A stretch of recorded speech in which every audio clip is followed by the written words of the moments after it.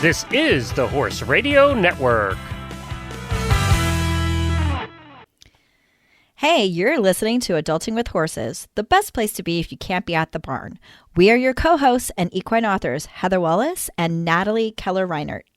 As crazy horse girls, we don't take ourselves too seriously in the saddle or out. We celebrate the things that make us different.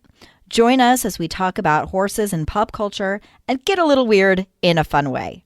Thank you for being a little weird with us.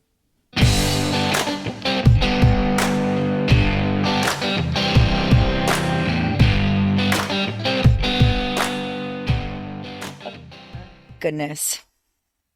What a whirlwind of a week. I can't even believe that we're doing this today because you're going to another country, like, really soon. You should feel really, complimented because I've canceled almost everything but this today. Well, you know as well as I do that I'm high maintenance and I need a lot of reassurances that I'm your favorite human. So if you Today cancel, I would cry. I have a colleague I work with, and if I don't hear from her for a couple of days, I'm like, did I do something wrong? Mm-hmm. And I told her that. I was like, it's my social anxiety, I get, or social dysmorphia, I guess it's called, because with the ADHD, sometimes I'm like, oh shit, did I say or do something that was inappropriate? Sometimes I care, sometimes I don't. With work things, I tend to care. And, so I'll get a text from her. She's like, it's been 48 hours. I haven't spoken to you. I just want you to know I still love you. I'm not mad at you. I'm like, I feel so seen. Mm-hmm. And that's what I think you and I need to do to each other is we have to talk or, we just have to. We do go on long stints of radio silence. We do, but I still love you. I know. No, I just always assume that your life is insane. Yes, that's correct. And I don't like to show off that, my kids in college and my time is my own. I don't want to be too over the top smug about that, even though I am. Because, it's ugh, right here. It just, even you saying that, I'm like, don't cry. We're doing video today. Do not cry. Do not cry. Because yesterday, I almost, how I just saw this meme that there's 4 types of showers. And it's one is just getting it done, getting ready for the day. Another is, shampooing your hair and, getting everything clean. The third one is go girl. It's exfoliate, shave the legs. And the fourth one is just let the water rush over you and try to take away the stress of the day. So you don't end up in a ball of tears. I'm like, wow.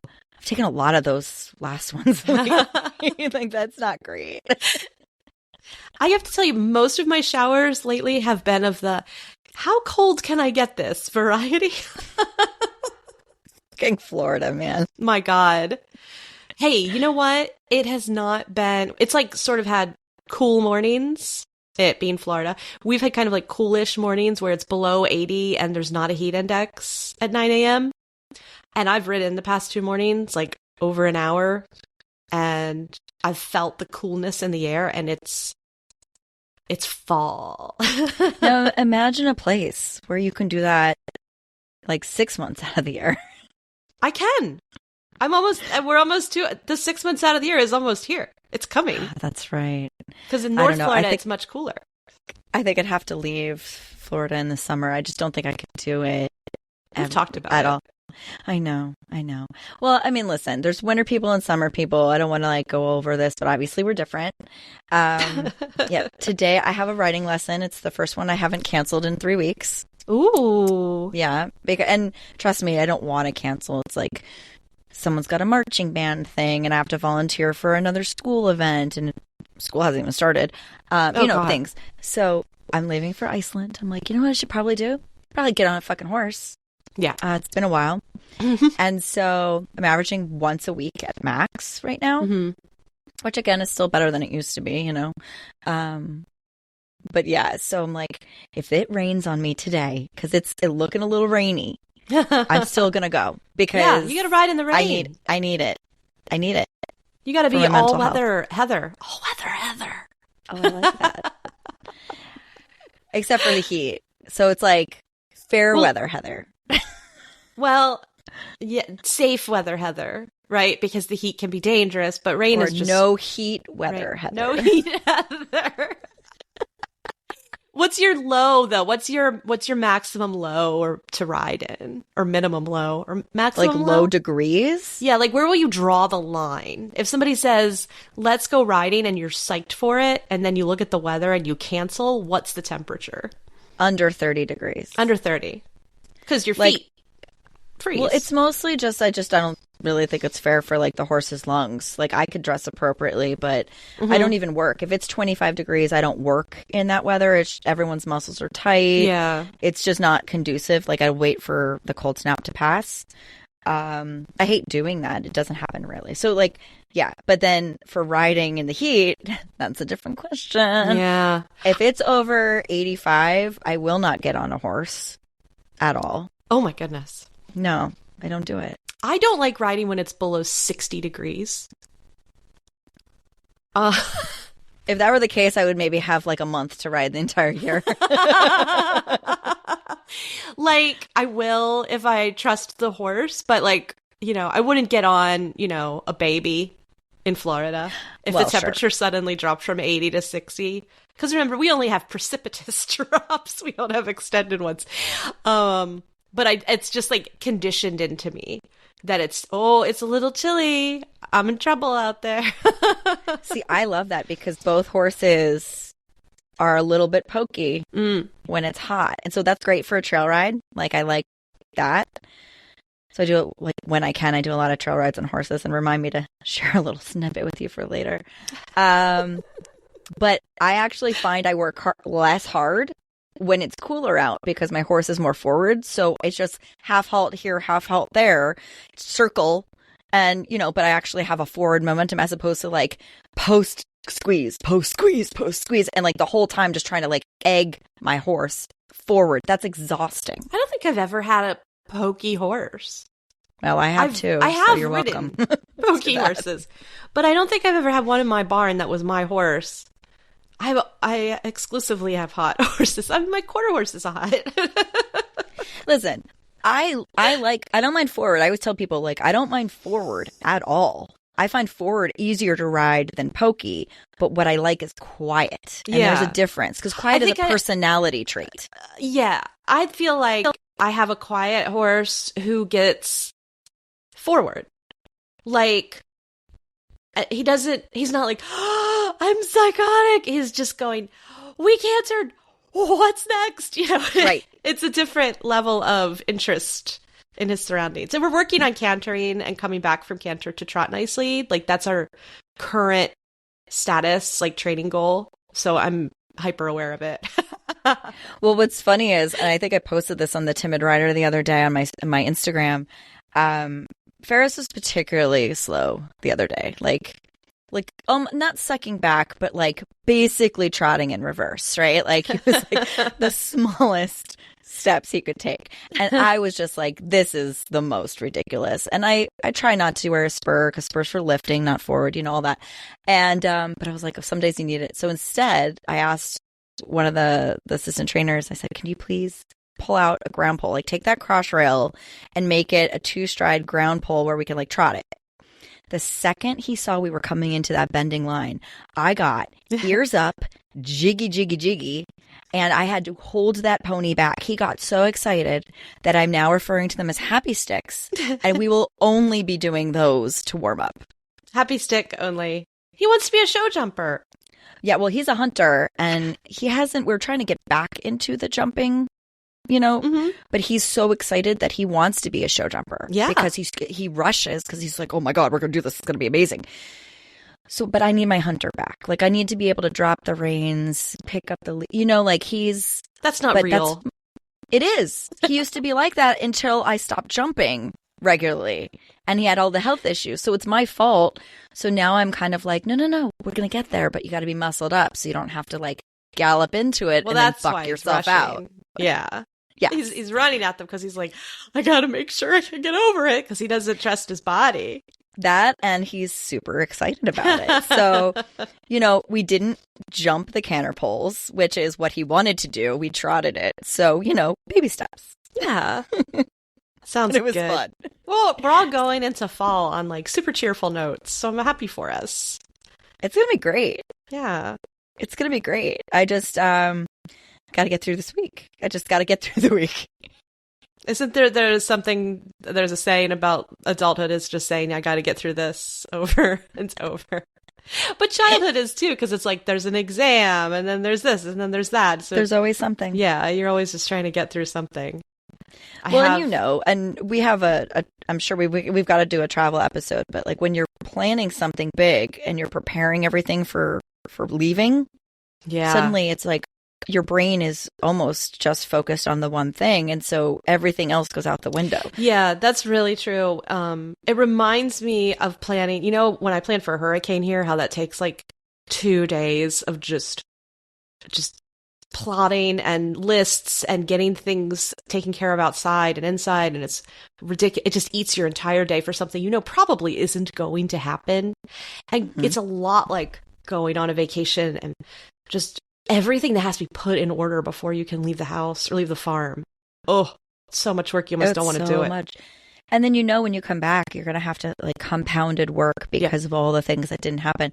So, just to give you an example of where my mindset is and why today's probably going to be fun is I had it in my head. Now I book my own travel for this event, right? I created the event.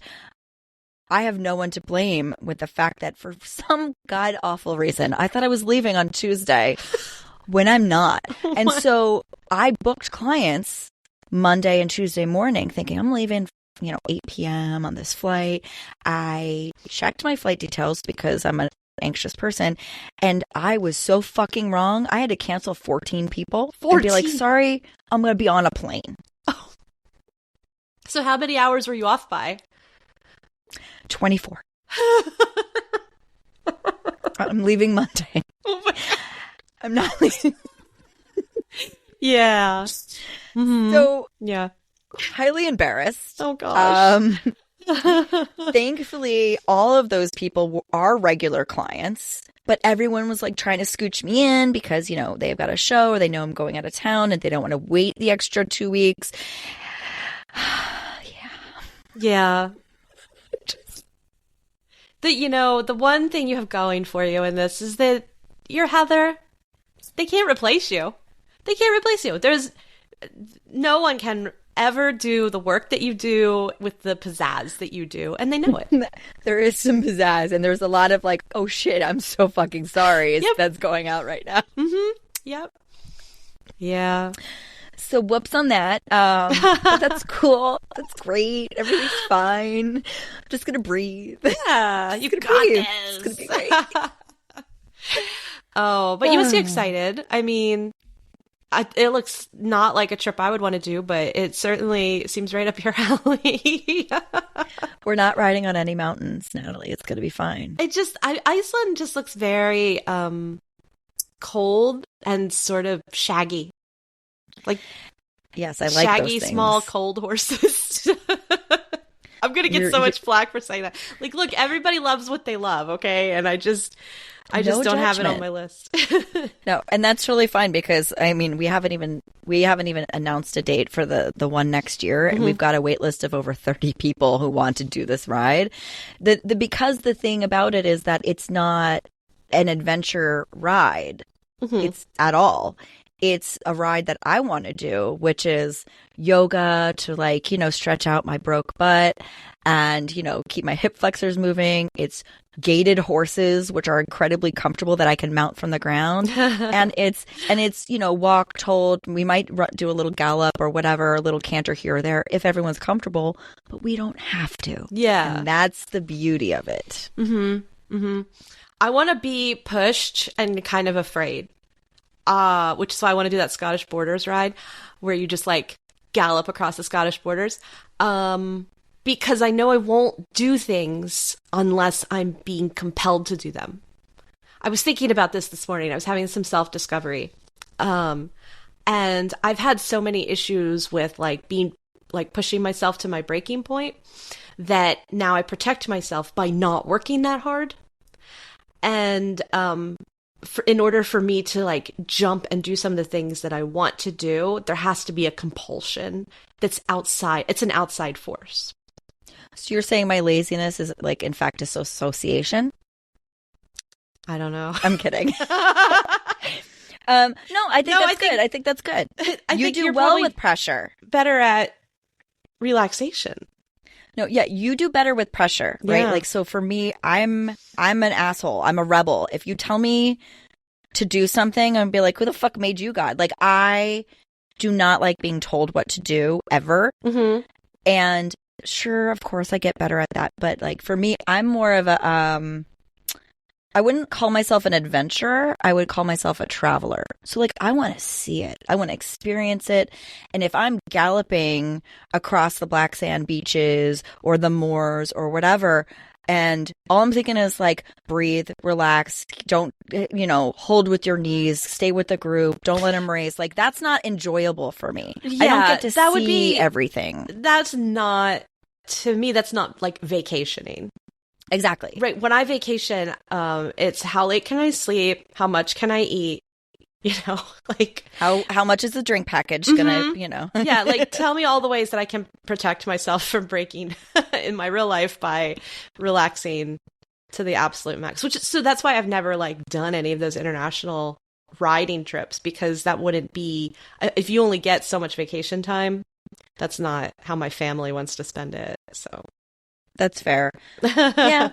Well, yeah, I just think it's cool, because I think so many people, like my friends all go on adventure rides. They love it. I've gone on a couple. Some of them look really great. My friend just got back from a ride where she went to South Africa, and she said, I think you'd really like this one because you can choose which group you go with. If you want to do a walk trot with a little canter, if you want to do like the full on gallop and go, like you can choose, and it's okay if you want to opt out and have wine and cheese. I'm like, that sounds exactly like what I need. That does sound good. Mm-hmm. Right? Yeah.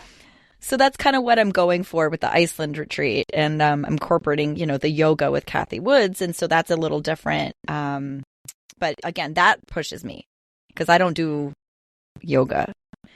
I mean, I would like to. I just never incorporate it into my daily life. I do off and on. Like, I'm on a yoga kick right now. And I don't know how long it'll last. I always feel better when I do it. Absolutely. Yes. And I sleep better when I do it because nice. I'm more in touch with like, just think about your breathing and your body kind of nonsense. And then I fall back asleep better. So there's a lot to be said for that. I'll probably try to do some later because what I run into always is that first thing in the morning. What are you going to do first thing in the morning? Everything's better first. So pick one. Fuck. My God, how do you choose? Well, I mean, so last week I did like a sort of, almost like a diagram in my head where I said, what do I need to do? Like, I need to write because that's my business, and I need to ride my horse because that feeds my writing, and I need to do yoga because that makes me stronger to ride better. And I was like, oh shit, that puts yoga first. So I was doing yoga first, but it was so hot in the afternoons that it wasn't cooling off enough for me to ride in the evening. So I was like, okay, I can do yoga in the air conditioning. So that can be later in the day. So it's this whole, I'm riding. You're adulting. Like you've mastered the adulting thing. I thought about that. I was like, I'm not really as much of a mess right now as I believe that my fans want me to be. And I apologize. I don't think anybody wants you to be a mess. Like, I think you're more relatable when you're a mess. And if then I'm fucking amazing. If I appear to be getting my shit together, please know it's brief, guys. Don't feel that I've suddenly ascended and I'm above you and I'm out of your league. I am still down in the mud with the rest of you. You're just having, it's peaks and valleys. Mm-hmm. You're having a peak right now, and everything's like really going well. I think that's awesome. And I am struggling with one of the books that I'm working on. So there's that. That's not going great. It's not going terribly, but it's not going great. So I want to keep things real.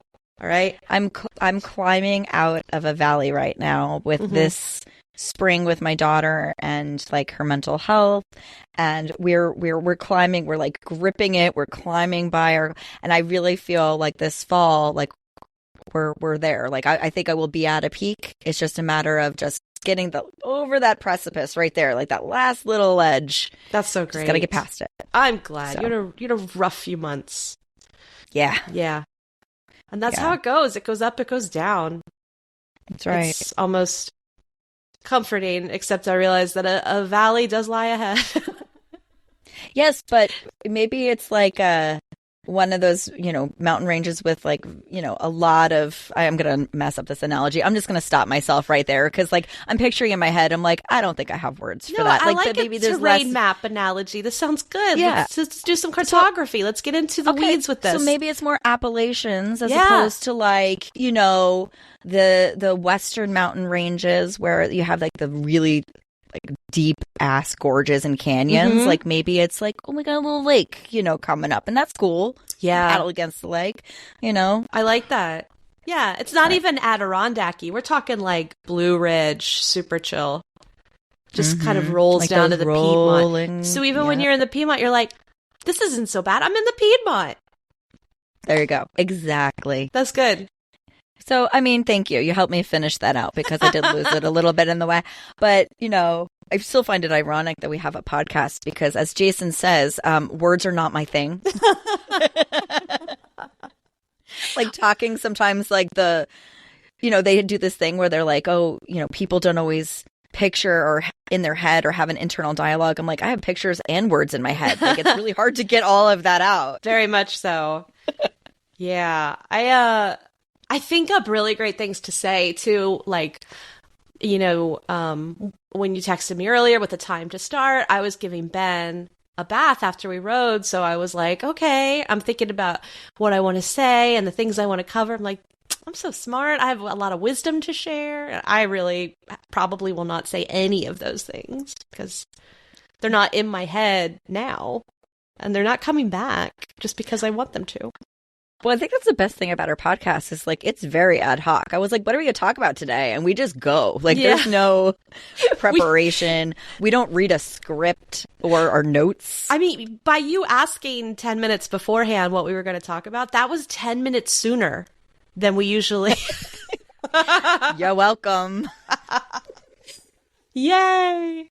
And I already knew just because we had like kind of talked about it a week ago, but we were going to talk more about mindset, which I feel like is what we're talking about already in a weird, very roundabout way, because we talked about you packing and getting into the vacation mindset without losing your entire business. I feel like we covered that a little in terms of preparation. And the peaks and valleys, right? Mm-hmm. Like, because our mindset is not the same all the time. It changes. It gets better. It gets worse. And sometimes there's things we got to work on, right? Always something to work on. Yeah. I mean, that's been peak on my mind, over the past few weeks, months really, but really weeks in getting Ben off the farm and starting to dip my toe back into showing and wondering how far I'll take it kind of thing.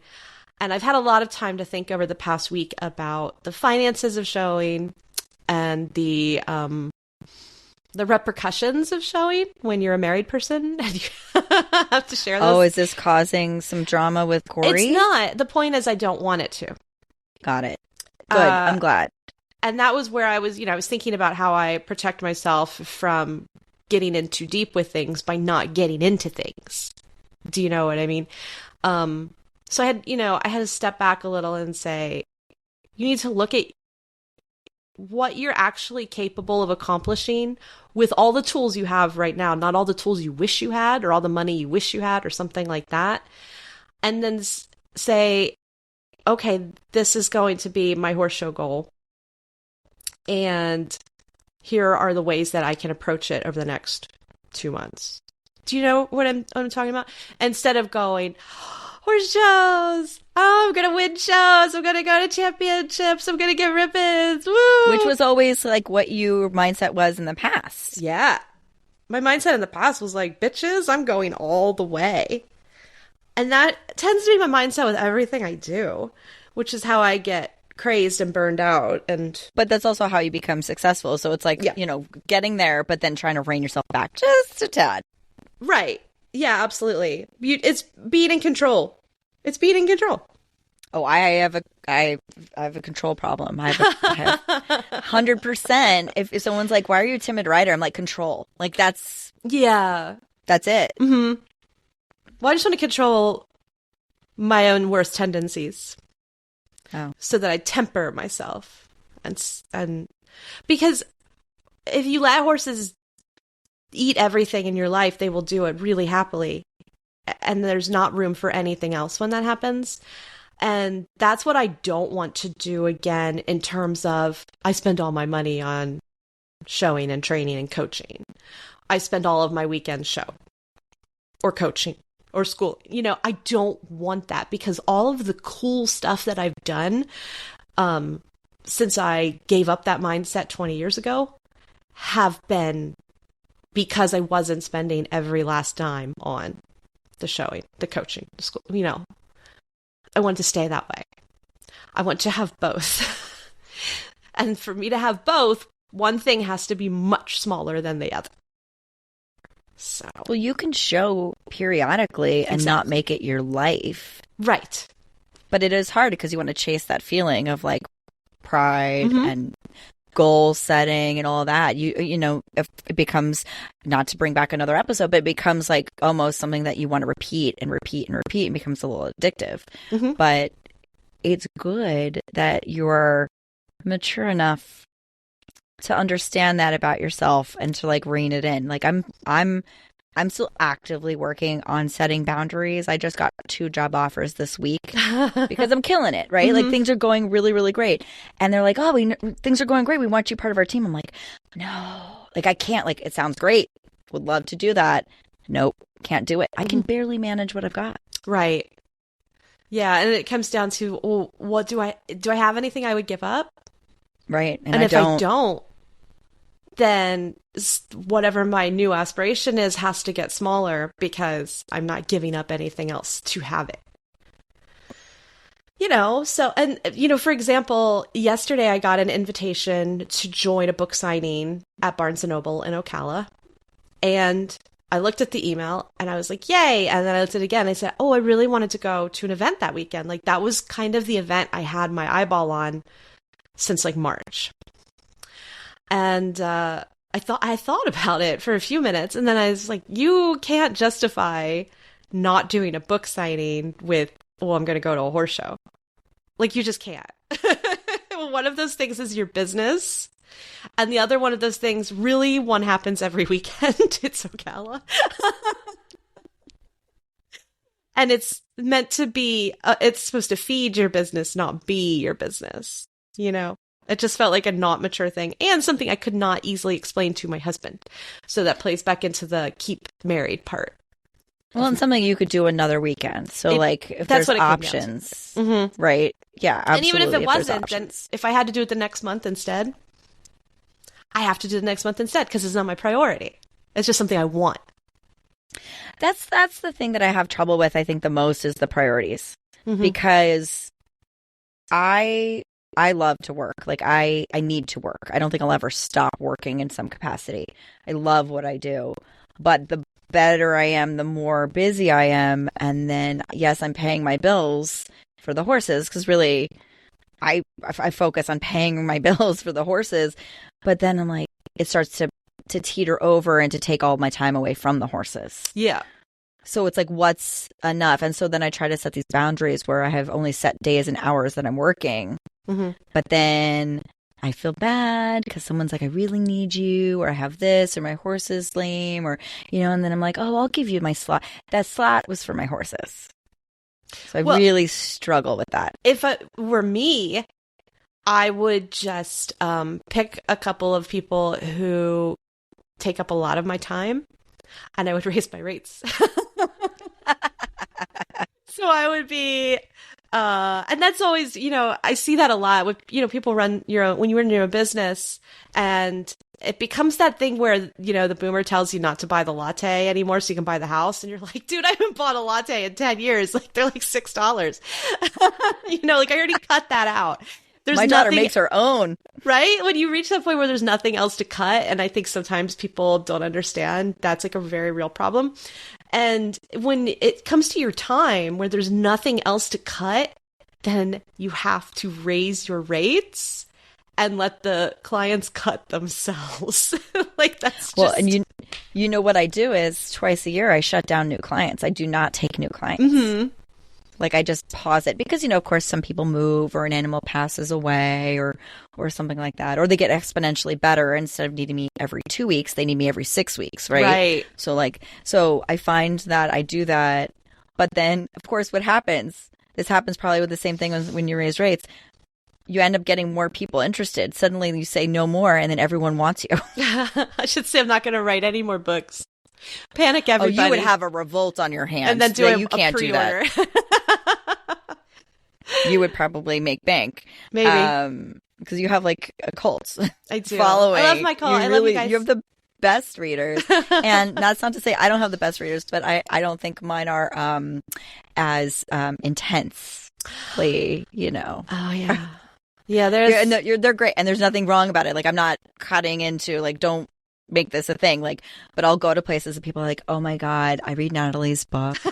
I've read everything she's ever read. I'm like, that's so awesome. And then she's like, how is she in real life? And I'm like, oh, we're there now. Okay. So, you know, I'm just excited to be like talking to you at this point. Like, you know, because apparently I'm in the presence of greatness. So that's what I mean. Like when my readers come up to me and they're like, oh my God, I read it. It resonated so well. Like, this is my horse. Let me show you pictures. Like, it's different. You know what I mean? Like, oh no. Well, I'm very wise and beautiful. Very stylish, as you can see. Well, very and now stylish. we're doing video for our Patreon members. I bought this at Salvation Army, this tank top, and I wear it. So you got dressed pretty regularly. Up for me. I did. This is a nice shirt. It's not a horse shirt. I'm wearing my Vermont 100 t-shirt that I slept in. It's but I put on lipstick. Yes, you did. So fancy. Well, the thing, not to digress too much, but I love video because people are going to see just how much I fidget while sitting still. Only people realize. I noticed that. Maybe because while I'm talking, my eyes wander, and that's probably what that's when you're fidgeting. And I'm hoping the words will just come to me. I'm clutching at them. No, I love it. Pretty damn excited. All right. Well, and so I mean, we've been going around the bush. We've been driving around the mountain passes, and we're talking about it. But like, let's get down and dirty and talk mindset. Let's focus. Mm-hmm. Make me focus, Natalie. Mindset is literally the thing that I've been working on for the last 5 years. Arguably the last, 14 years since I got back into horses. Mindset is the thing that is why I'm a timid rider, right? Okay. I think it's so important. I think that's like for people who are like, but you're not a timid person. No, but I overthink everything. I'm constantly worried about what ifs, and I don't like not being in control. All of these things go out the window when you have horses. Yes. Like 99% of the time. Like all the time. Like so horses are you wondering right now maybe a little what your horses are doing and if they're okay? You are a little. Don't make me think about it or I will cry. Because I feel guilty that I'm not there. Okay. But yeah. So we overthink everything. And so I'm a work in progress. I'm healing through my own journey. And with horse shows are nothing if not mindset. Like this, of course, there's a physical component, which we've talked about on the recent episode. But mindset, in my opinion, and I've talked to a lot of high level competitors, Olympians, all that. Mindset is arguably the most important part of showing. Mm-hmm.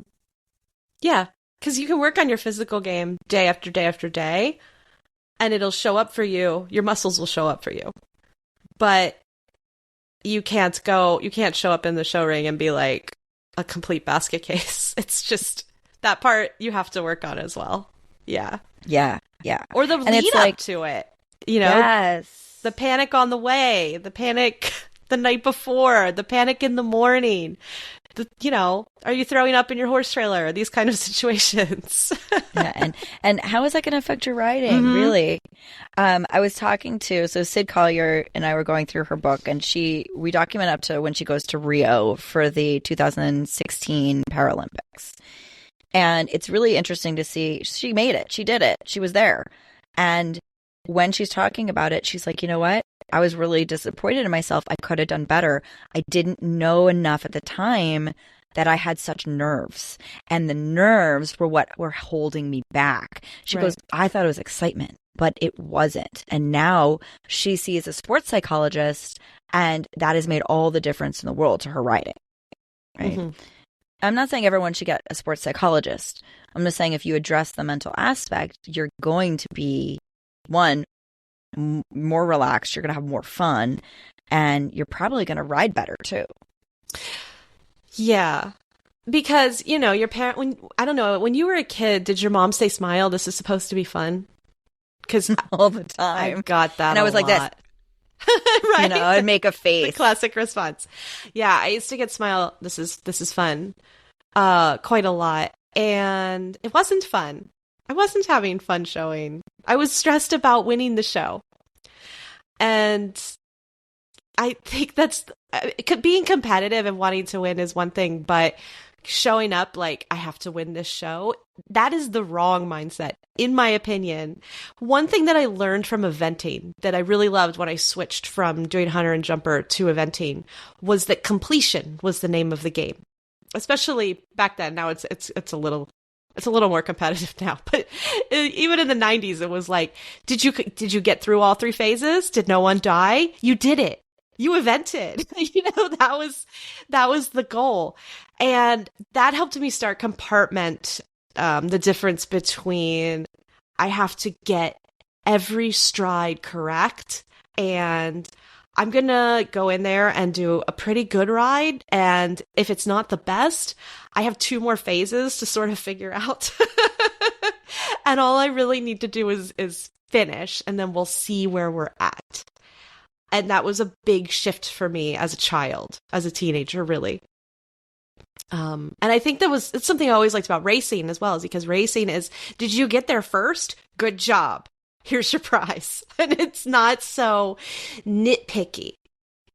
And in sports where you get a round, like a hunter class, hunter terrifies me because it's very subjective. It's very subjective to the judges. And you might as well be carrying around a wine glass and be told not to spill a drop. And that's the round that you're looking for. And that to me is insanity.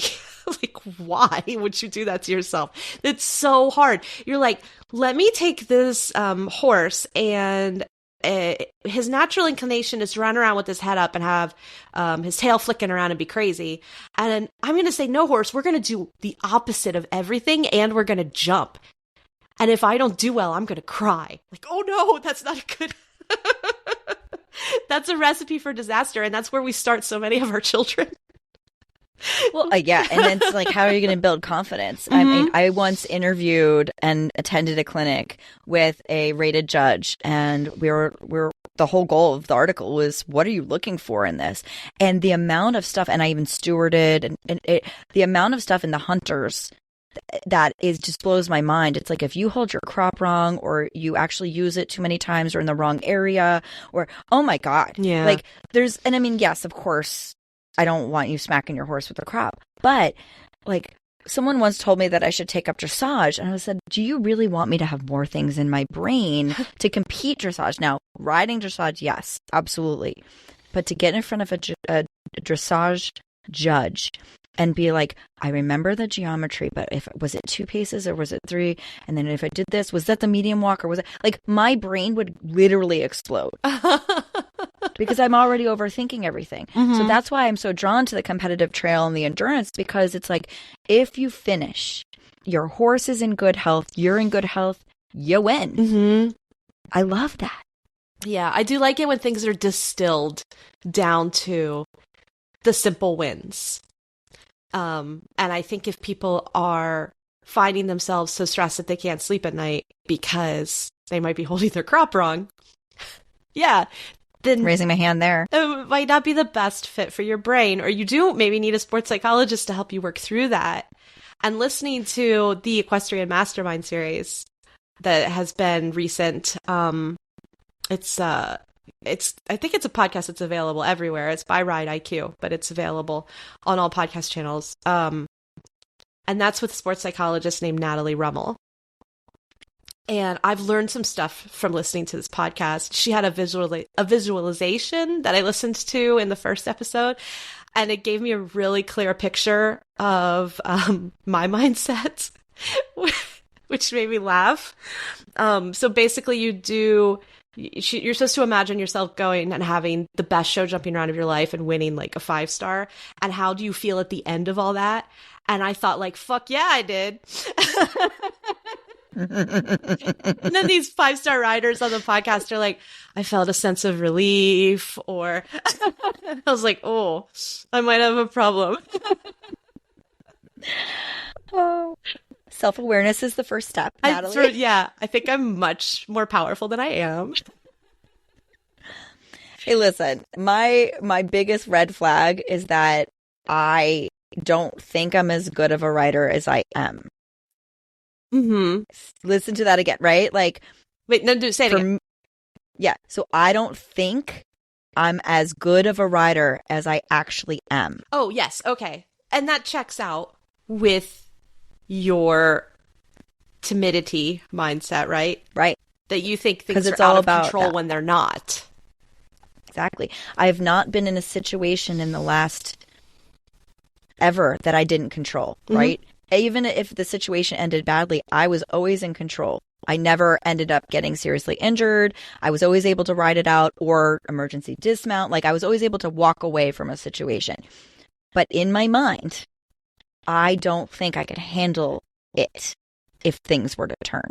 Yeah. Right? Mm-hmm. And so that's something that I've been learning to struggle with. So in the show ring, of which I've done, I did a lot as a kid. I was on like a limited circuit and in New Jersey. And then I did some schooling shows when I got back into horses, like at my home barn, just to get comfortable. And some embarrassing things did happen, really funny things, but I also won some ribbons and I did really well. And the whole thing I thought about in this was like, I don't find this very fun. Yeah. Like, the thought of doing a show does not share me, like, it does not give me the, oh my gosh, I have to do it vibes. So I was like, why am I forcing a situation? I think that is the root of what everybody should do, is ask themselves why they want to show, why they've entered a show if it's coming up, and how it makes them feel, and if that's a positive feeling. Yep. The American Eventing Championships, the AECs, are like this coming weekend. And you can qualify for the beginner novice AEC by winning or coming in second one time.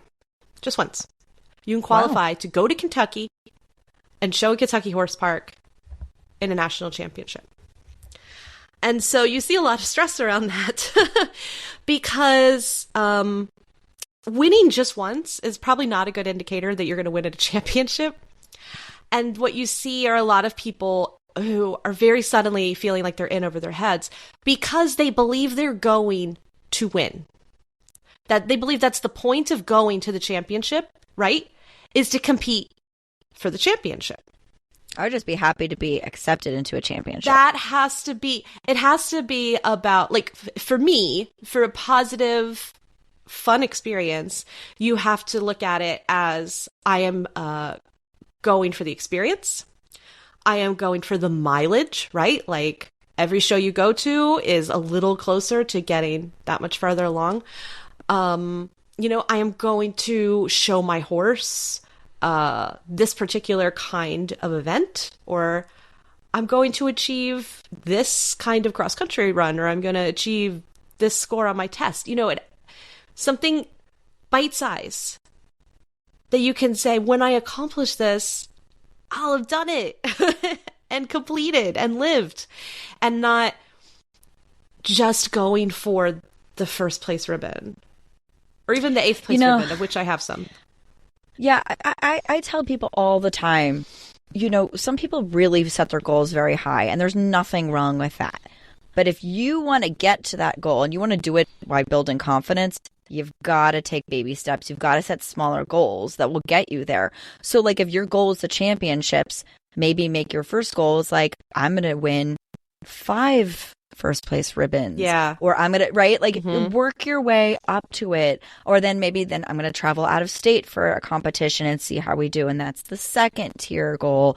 Like, people, it's great to have high expectations. I think everyone should set the bar really high, but it's the how to get there that I think people find they almost shoot for the moon, and then they get to the end of the atmosphere and they lose all their steam. They just fall right back to the ground. Yeah. And I think the specific nature of horses involves those plateaus and those valleys, right?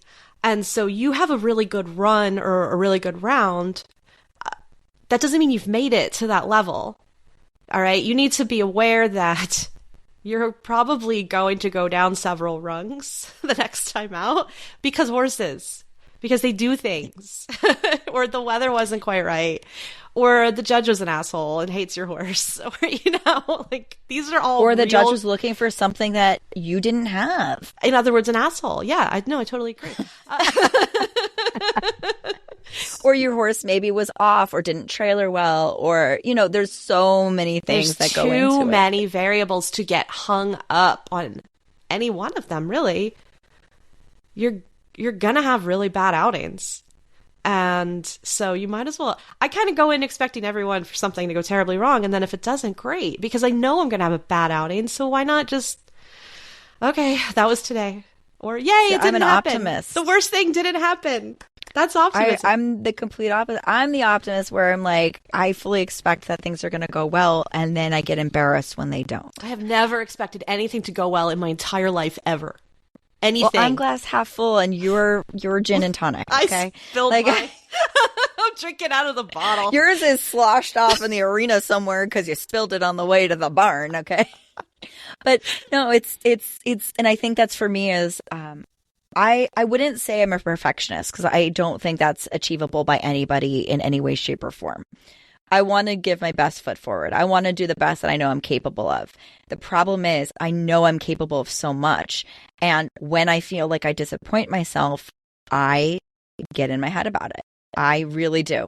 And I am my own worst enemy all of the time. If I didn't think about those things, I could be the greatest writer. Literally the greatest writer. This makes me think just a little bit about my book writing process. And I'll explain.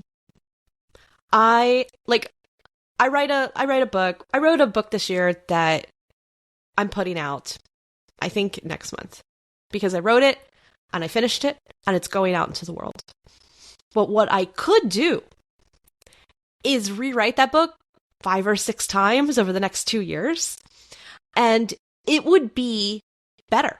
It would be a better book in all of the technical terms that maybe don't necessarily matter to people who are just like, yay, another book by Natalie, or somebody who wants to read a fun romantic comedy, which is what it is. It's super fun. But maybe it would be like a perfection kind of romantic comedy that people go, oh my God, the writing, the arc. Exquisite. The character's development, right? And I would be super proud of that, and I don't have anything against that. That's how I started. But that's not how I live my life, and that's not how my ideas work. The way I've set up my life is that perfection is the enemy of success. I need to get the book out and write the next book. And I don't really have a problem looking at writing that way either.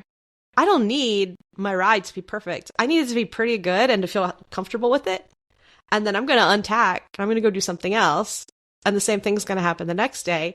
And it's all going to add up in 10 years to my pretty good is somewhat better than it was. You know what I mean? Yes. Yes. You know what? I think that's wonderful because that's, I think, the journey that I've been trying to do with the writing myself. And I couldn't have explained it like that. So. Well, because it is a mindset, because 10 years ago, I did not think this way. You know, and 5 years ago, I don't think I thought this way. But now I see it for what it is. And I also see, hey, I can write something quickly and it's really good. And 5 years ago, I could write something quickly and it was like, ay. So I have still improved, even while I've been, you know, what a perfectionist would call in a huge fucking hurry. And I think you can apply that. I really think you can apply that to how you feel about showing or how you feel about writing in general, which is that you're looking for perfection that doesn't exist right now. No matter how hard you dig in, it's still just going to take hours in the saddle. So just enjoy the hours.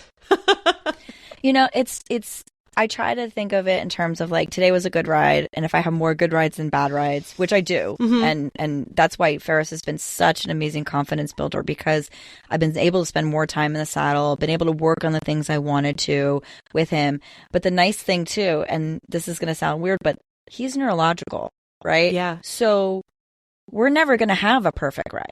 It's never going to be perfect. And that takes the pressure off, because if we have a great ride, then it makes me smile, makes me laugh, makes me cry because I'm so happy we did really, really great. If we have a terrible ride, I'm like, you know what?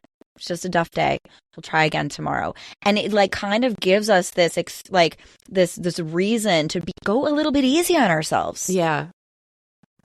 Yeah. But you should always like find a reason to go easy on yourself, I think. And this is where I start wavering into my own dangerous territory of not doing stuff to protect myself, which is if I show up and I do the work, I could be very successful at whatever I'm working on. And I tend not to show up and do the work because I'm afraid of upsetting the fragile balance of my life. I don't know where that's going. I'm just like drawing all the attention to myself right now. No, but it's true. It's true, because I'm the same way. Like I know I can be good at a lot of things. And when I first started working, I was in like 17 different directions, because I would say yes to something. I'm like, let's give it a shot. Yeah. And then I started to pare back. Yeah. And I started to say, you know what, this is what I want to focus on and what I want to like really improve. And the things that I do focus on are the things that do improve and the things that I do get a lot of joy out of. So I had to say, like, let me focus on the things that give me the most joy. Now, again, when the kids go back to school, riding will be back in that balance, because, you know, right now that's not happening. But there is something to be said about that. So, like, we almost have to edit ourselves for better or worse. Yeah. I think maybe the key to finding your own personal mindset is you really have to figure out what your worst tendencies are so you can rein those in by saying, I'm going to take this big chunk of mess and I'm going to turn it into this little piece that I can work on. You know, because if you're a perfectionist and the one thing that gives you the most joy in the world is a perfect hunter round, but maybe you don't have the horse and you don't have the coach and this, that, and the other thing, and it's giving you a lot of stress chasing after that perfect hunter round, then you got to pick one piece of that round and make that your favorite. Yeah. You know, because yeah, it's great. You should have goals that scare you, blah, blah, blah, blah, blah. But you got to have goals you can attain, man. You know, like, don't throw a bunch of stupid quotes at me. I hate quotes. That never give me quotes, but just be rational. You know, listen, self-awareness is a superpower. It is. And I think that there was a big shift between my 30s and 40s of self-awareness. Like, when I hit 40, I was like, the light bulb went off and I was like, oh my God, this is what my pattern is. This is why I cycle. This is why I do these things. And so while I've been working on myself since my 30s, I really feel like I've come across some inroads since I turned 40 and had this big shift in mindset, and really given myself a little grace and been like, you know what? At least I'm working on it. At least I'm aware and I'm working on it. Yeah. I truly feel like my strongest and most encouraging piece of advice for anybody like in their 20s or in their 30s too is you'll get older. You won't always feel like this. You will mellow out and you will like it. You will be glad. And they'll be like, I would still never haven't mellowed out. I would never mellow out. Like, you'll mellow out in the way that's right for you. Right. And you won't hate yourself so much. And it's gonna be okay. You just gotta wait it out. Yes. I will say, like, the thing I hate most is everyone always said it's gonna get better. Listen, that's a bullshit, because there's always something. Like, there's always something. Yeah. Horrible. And yes, it gets better, but then it gets worse again. So I like to say instead, you're going to figure it out. Yeah. Like, you're going to figure it out. The good, the bad, the ugly, the everything. Like, you're going to figure it out. You're going to be okay. That's the mindset. And that's what I tell myself in the mirror every morning. Just, you're going to be okay. Mm-hmm. Yeah. When you parse it and you try to draw the diagrams and you try to make it work out and it won't work out. And you go, all right, you know what? I'm just going to move forward. I don't have a map. That's okay. I'm just going to move forward. That's okay. Yeah, I think, and that's the mindset, is just keep moving forward. Mm-hmm. Yeah, just like Walt Disney said.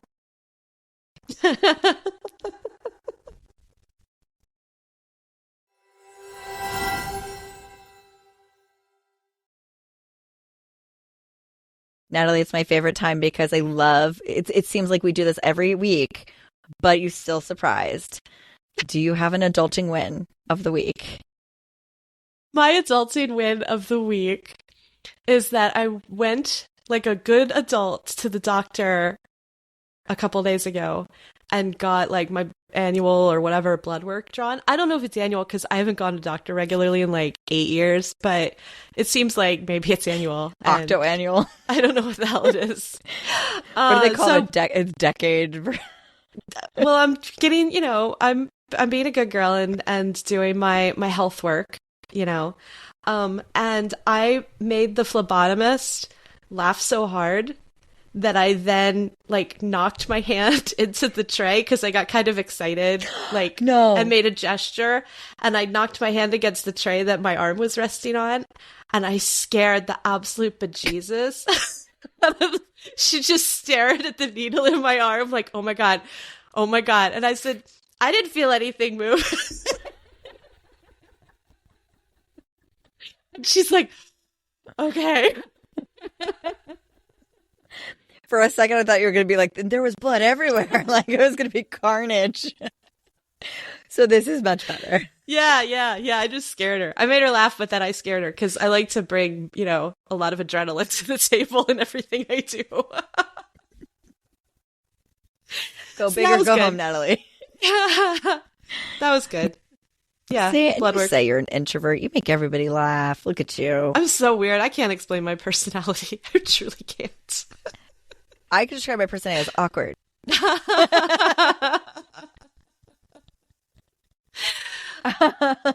What's your adulting win? So my adulting win, I had to think about this, but I didn't. So one, I'm a super packer. I packed in one suitcase for Iceland, and then I just have like a backpack carry-on with like my camera and everything like that. So like I am set, and I've only had to pack and unpack it 3 times in the last month because it's been sitting out there, and I've been slowly editing it, and you're like, oh, no, I don't need this. Oh, maybe I should waterproof this, whatever. So I'm packed, I'm ready to go, and I will not be touching it again. I've locked it. Oh my. Bold.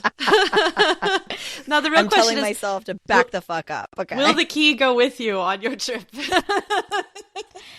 It is a number lock, so yes. You think I trust myself to carry a key with me? I don't have any idea what happens. What are locks? I mean, my brain doesn't work before vacation, and I'm sure it's not going to work when I'm jet lagged coming home either. Oof. So yeah, but I'm all packed and I'm ready to go, and I have the correct date of my flight now. So yeah, that's a win right there. You checked ahead of time. I checked ahead of time, and I filed for an upgrade. So if things go my way, I might be able to have that extra legroom and sleep on my way out there. Because it's an overnight flight, right? Which would be ideal because then I can hit the ground running and really have some fun when I get there. So we'll see. I'll have to take pictures if that happens. I'll be What bougie. Is it, like a 7-8 hour flight? No, it's only Not that 5 far? hours. It's like flying to LA. It's how long? 5 hours? Yeah. That's closer. It's closer than London? Yeah. Shit, I didn't know that. Yeah. What It's do I know about actually, anything? it's like northwest of Europe and the British Isles. So Oh, so when you it's do a closer great to circle, Greenland. So it's we a go lot up. closer.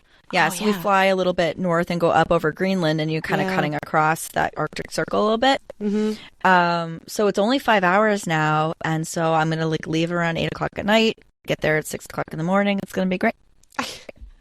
I can hardly believe it's an overnight flight for 5 hours. I'm like, please. I know. I can read a book.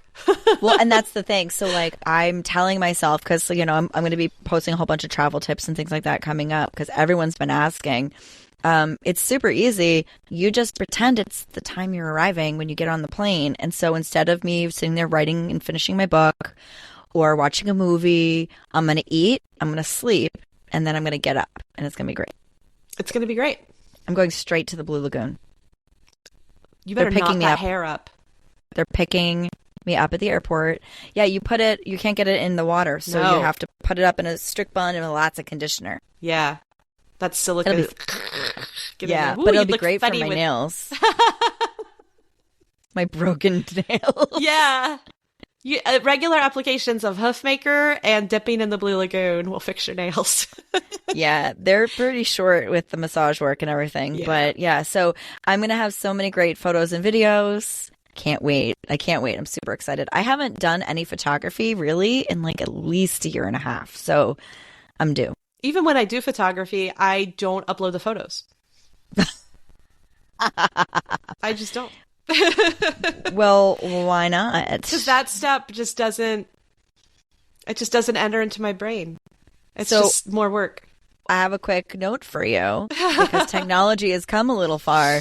So I used to have that problem too. So I have a Nikon mirrorless. I'm bringing Yeah. my lighter camera with me. And I've set it up so Nikon has image space and they have like a snap bridge.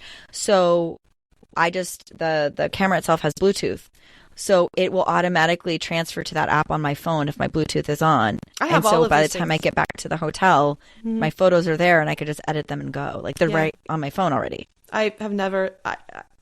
I've used it several years ago, but not in the past 2 years. Just saying it's an option. I could honestly, I could close my laptop right now. I could walk out, flick on my Nikon, and fill up my phone memory with the snap bridge. But I won't. It's not gonna. That's your red flag. That's your. Oh my God. You're cute. I don't show up for myself, Heather. Well, you and everybody else. Right. I think that's pretty cute. Okay, I like it. All right. Thanks, Well, I'm we'll cute. see. I'll try to be a good example for Yeah, you you when do I that. come back and show you just how easy it is. All right. You're too funny. Thank you for being a little weird with us, Horse Girl. If you like what you hear, make sure to subscribe to our podcast on your player of choice. Follow us on Instagram at Adulting with Horses Podcast, or even better, join our Adulting with Horses Clubhouse on Facebook, where you can become part of the show. Also, it's a great place to meet other horse crazy women.